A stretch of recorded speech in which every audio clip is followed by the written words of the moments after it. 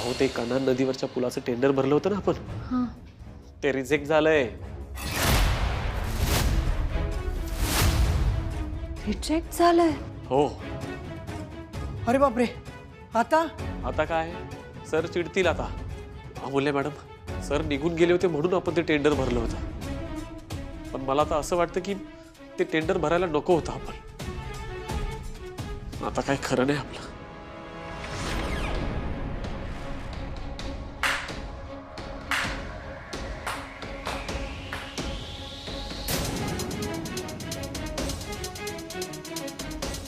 Well done and good job अमूल्य. Tender हातातून गेलंय. केबिन मध्ये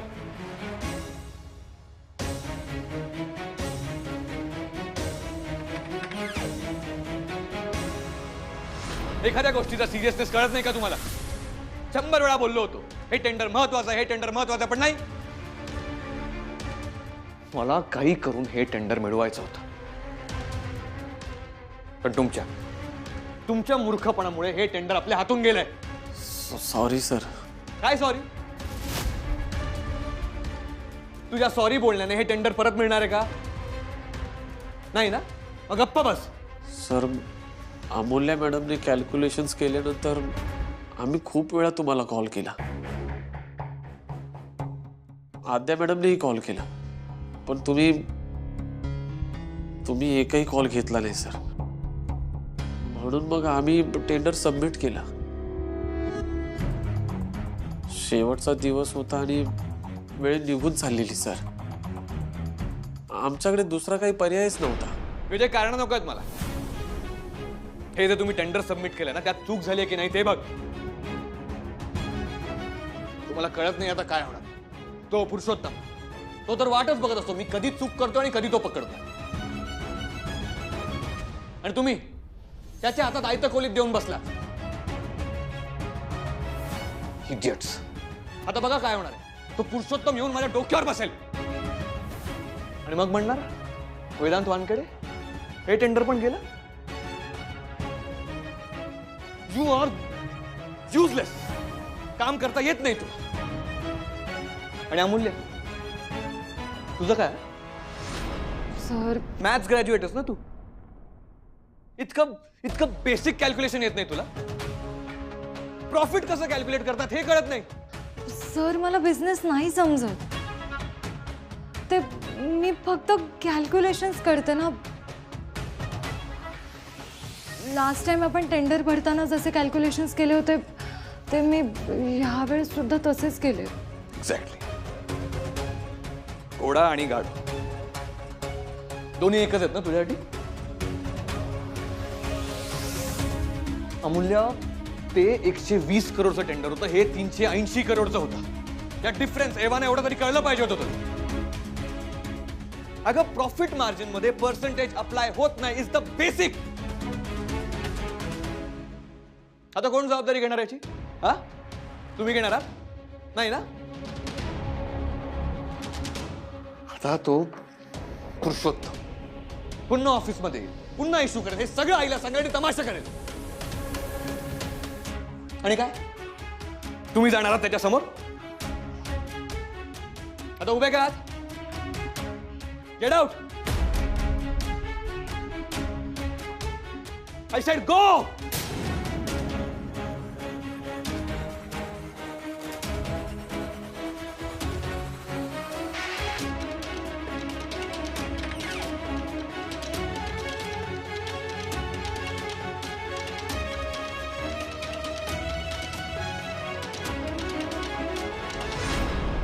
खरं तर एका मुलीच्या बापाला आणखी काय हवं असतं.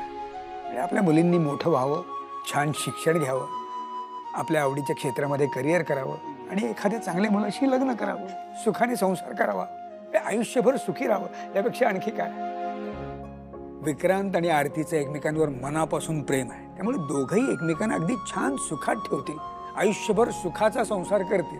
खात्री आहे आमची. तुम्हाला खरं सांगू का अण्णा, लग्नाच्या गाठी स्वर्गात जुळलेल्या असतात ना, या गोष्टीवर माझा पूर्ण विश्वास आहे. त्यामुळे मला खात्री आहे की विक्रांत आणि आरतीचा संसार अगदी सुखाचा होईल. फक्त कसं आहे की म्हणजे अर्थात मागे जे काही घडून गेलं आहे ते काय पुन्हा पुन्हा उघडण्यात काही अर्थ नाही आहे. पण तरी एक मुलीचा बाप म्हणून मला आरतीची थोडी काळजी वाटते. म्हणून फक्त एवढंच सांगेन की अण्णा, भूतकाळातल्या गोष्टी उगाळत राहिलो तर कसं चालेल अहो? नाही नाही नाही, मी भूतकाळाचा विचार करत नाहीये. पण भूतकाळातून जे काही शिकलोय त्यावरून मी असं म्हणत होतो की जे मागे घडून गेलंय ना ते आपण मागेच ठेवूया. अगदी बरोबर. आणि मला असं वाटतं की आपली मुलंही सगळं विसरली असतीलच, तर आपणही विसरूया. पटतंय मला तुमचं म्हणणं, खरंच.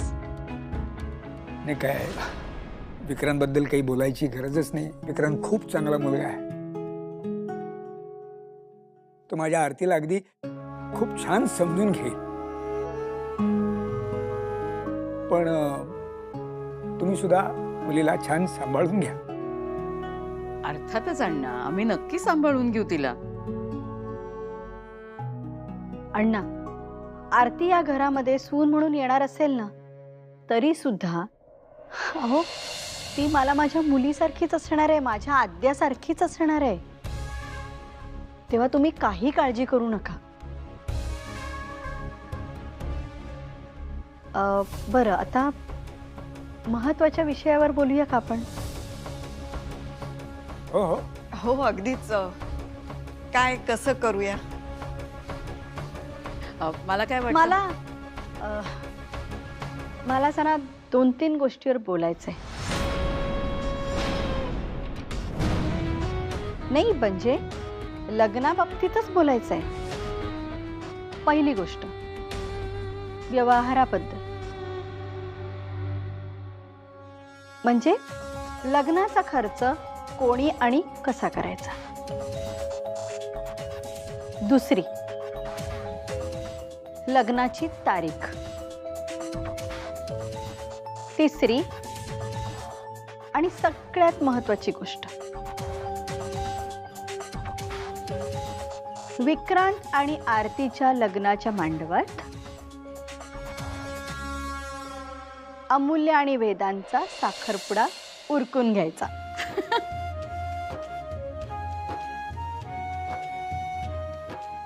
नूतन अगदी माझ्या मनातलं बोललीस बघ. वेदांत आणि अमूल्याचा साखरपुडा. येस. म्हणजे काहीच हरकत नाही.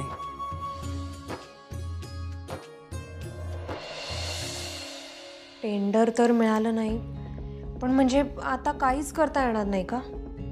आता काय बोलतेस तू? नवीन आहेस का तू? आता परत कसं मिळेल ते टेंडर? दुसऱ्या कंपनीला मिळालं असेल ते टेंडर. दादा खूप चिडला असेल ना ग अमूल्या? हो, खूप चिडलेत सर. आणि खूप बोलले अमूल्य मॅडमना. पण काय करू ग? मला हा बिझनेस समजत नाही. मला जेवढं माहिती होतं त्यानुसार मी केले कॅल्क्युलेशन्स. अमूल्य, तू शांत हो आधी. दादा कशी शांत हो मी? माझ्यामुळे एवढं मोठं टेंडर हातातून गेलं. वेदांत खूप अपसेट आहे. पण नेमकं कशामुळे गेलंय टेंडर हातातून? ते माझ्याकडून प्रॉफिटचे मार्जिन चुकले असं वेदांतचं म्हणणं. म्हणजे मटेरियल्स आणि बाकी गोष्टीचे कॅल्क्युलेशन्स मी करेक्ट केलेत, पण प्रॉफिट मार्जिन चुकलं. जाऊ दे आता, गेलं ते टेंडर हातामधून. माझ्यामुळे एवढं मोठं नुकसान झालं ना, या गोष्टीमुळे मला चैन पडत नाही. अमूल्या, तू प्लीज स्वतःला दोष देऊ नकोस. अगं उलट तू होतीस म्हणून हे टेंडर वेळेत सबमिट तरी झालं. तुम्ही हे सांगितलं का दादाला? अहो मॅडम, सर काही ऐकण्याच्या मनस्थितीमध्ये नाही आहेत. त्याला काहीही करून हे टेंडर मिळवायचं सुद्धा माहिती आहे मला. पण वेदांत सर एका टेंडरमुळे एवढे अपसेट होताना पहिल्यांदा पाहतोय मी. अरे आधीच्या गोष्टी वेगळ्या होत्या आणि आत्ताच्या गोष्टी वेगळ्या आहेत. नाही दादा, चूक ती चूकच आहे. अमूल्य, तू अजिबात वाईट वाटून घेऊ नकोस. वेदांत, तुझी सिच्युएशन कळत नसेल असं नाहीये. आता तो चिडलाय कारण त्याचं कारण वेगळं आहे, एवढंच. वेगळं म्हणजे?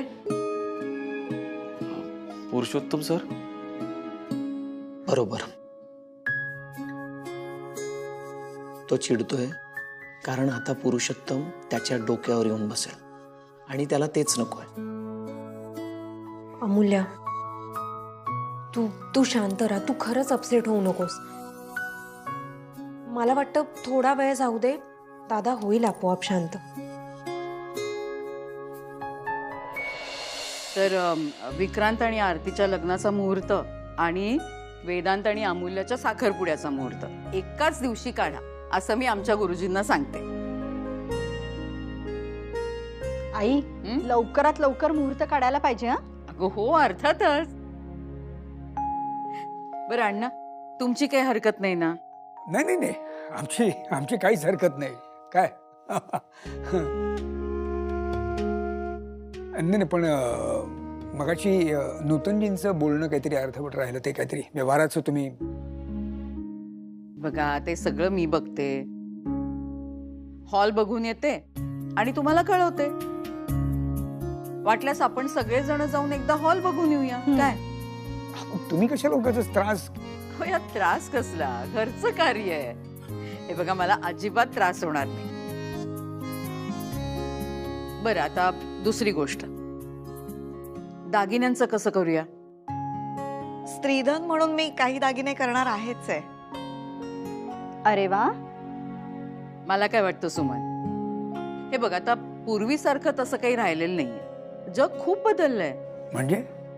म्हणजे असं की मुलीकडच्यांनी त्यांच्या सोन्यासारख्या मुली आम्हाला द्यायच्या आणि वर लग्नाचाही खर्च करायचा.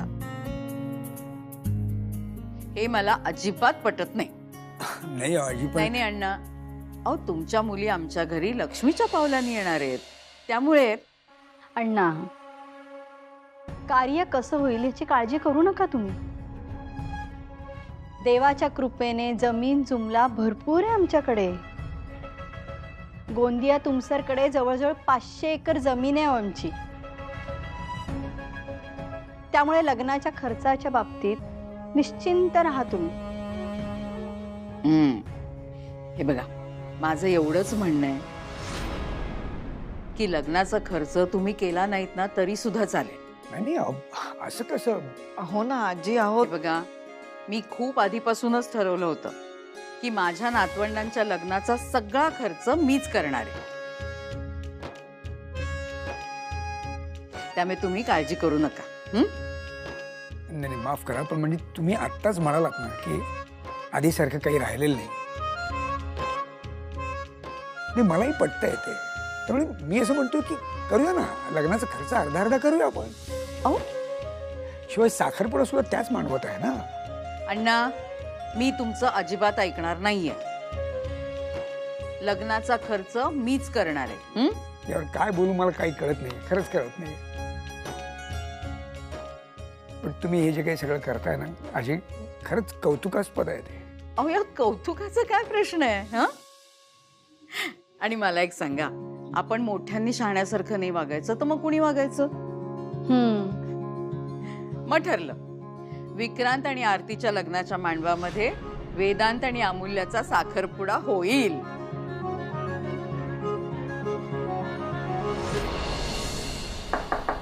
कम इन.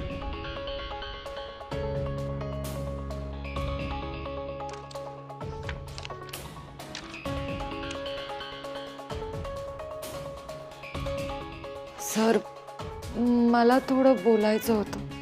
अजून राहिलंच आहे का? सर, ते अगं काय ऍक्च्युली बोल. नाही. अमूल्य, माझा वेळ वाया घालवतेस, बोल लवकर. सर, तुम्ही प्लीज अपसेट नका हो.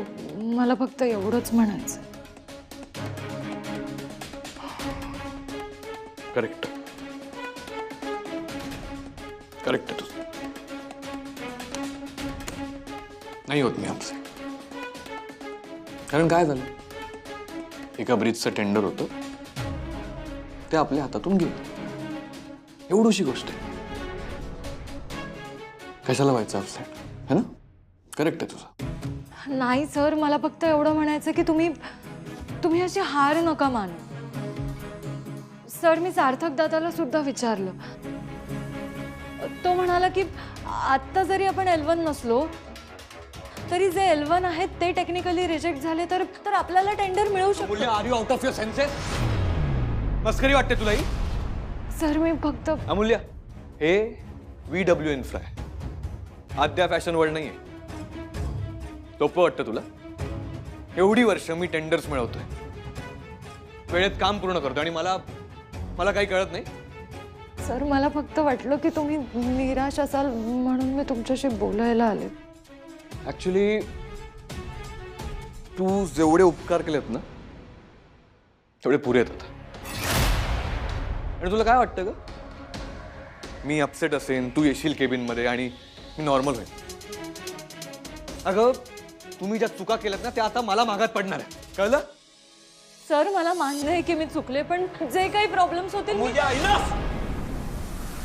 एवढी मोठी चूक करायची आणि तोंड वर करून इथे यायचं, मला तुझं तोंडच नाही बघायचं. Get out, I said get out.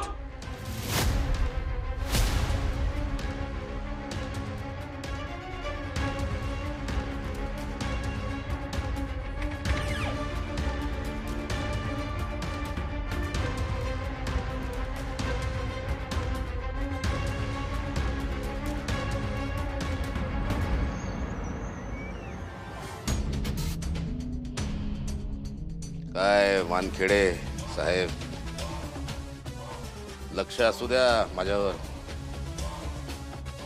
जिवंत असताना लक्ष नाही दिलं फार माझ्याकडे, आता मृत्यू पश्चात तरी असू द्या लक्ष. वरून का होईना द्या आशीर्वाद मला.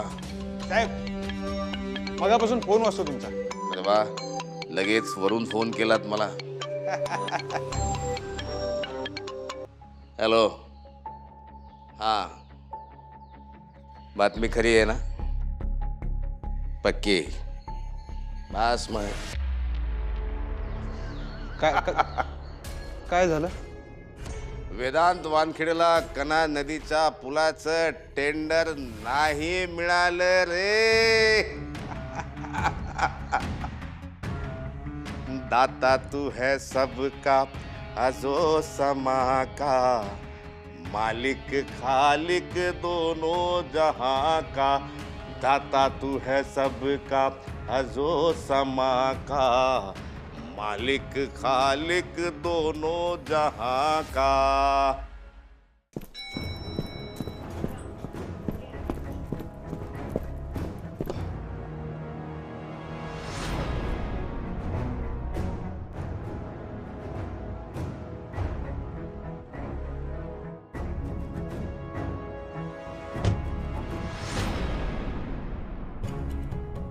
माझी ओढणी सोड.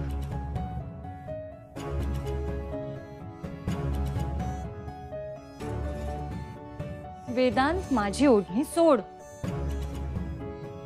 वेदांत, हा काय प्रकार आहे? अरे, तू माझी ओढणी पकडू तरी कशी शकतोस? बघ, सोड वेदांत. शोभतं का तुला हे असं वागणं?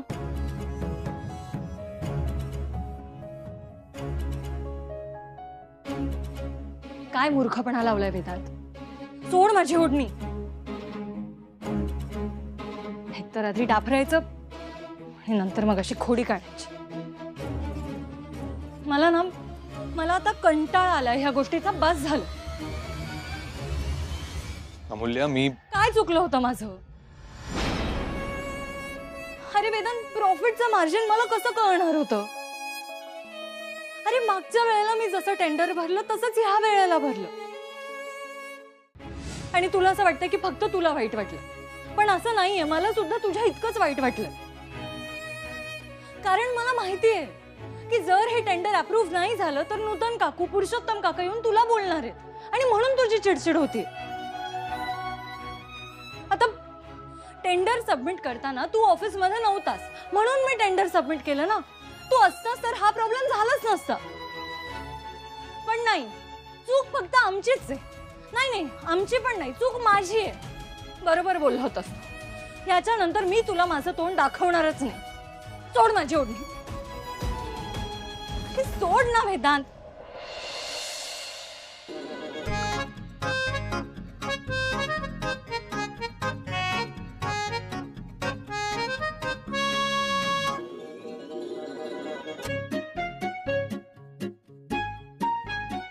चल सोडतो तुला. काही गरज नाही.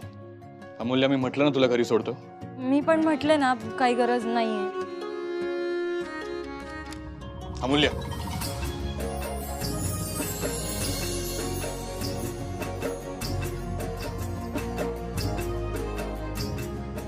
गाडीत बस.